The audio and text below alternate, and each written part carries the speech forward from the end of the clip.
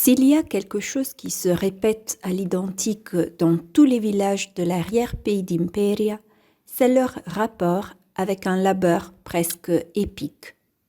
Un labeur légendaire qui a impressionné même les anciens écrivains de langue grecque, qui en parlèrent beaucoup. Pietrabruna est le lieu qui conserve au mieux ce lien entre la sueur et le sol, expression du labeur sacré et maudit des habitants de la région. L'âme des Ligures, c'est ce que le poète Boine a si bien décrit.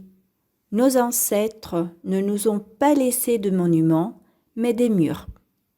Dans les écrits de Boine, on trouve l'histoire de gens qui travaillaient pour des tiers pendant la journée et qui travaillaient dans leur propre champ la nuit. Ce sont des histoires dont je me souviens parce que je les ai vues quand j'étais enfant. J'ai vu les gens du village qui se déplaçaient avec des mulets et les mulets n'avaient aucun mal à les porter parce qu'ils étaient minces et légers, marqués par la fatigue. Et cette histoire a continué pendant plus de 2 millénaires, puisqu'ici, sur une montagne qui a pris le nom particulier de Folie, on a trouvé des vestiges des anciens Ligures que l'on peut aujourd'hui visiter dans le petit mais excellent musée. Ici, on a aussi inventé une façon très directe de raconter la vie d'autrefois. Voici comment Rino, du village de Torre Paponi, raconte cette histoire. Les villages importants dans le passé étaient ceux situés le plus près des montagnes. Un village comme Pietrabruna avait des forêts, des pâturages qui permettaient à beaucoup de gens de travailler.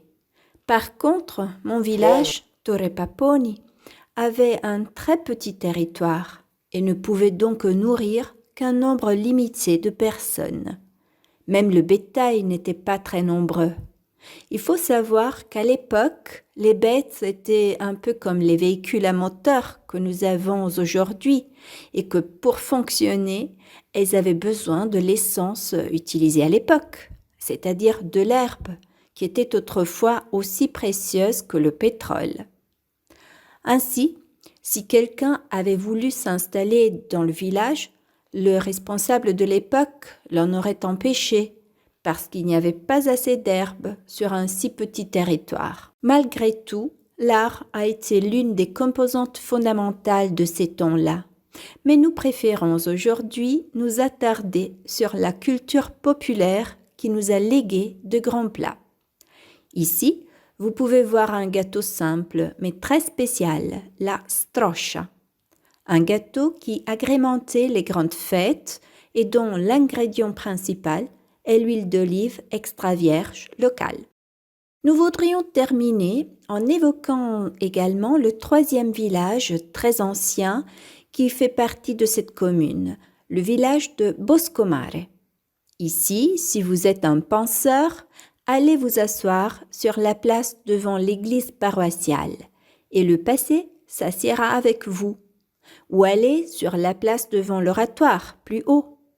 Croyez-nous, dans ce lieu, en pleine canicule, vous aurez l'impression de pénétrer dans un paysage métaphysique.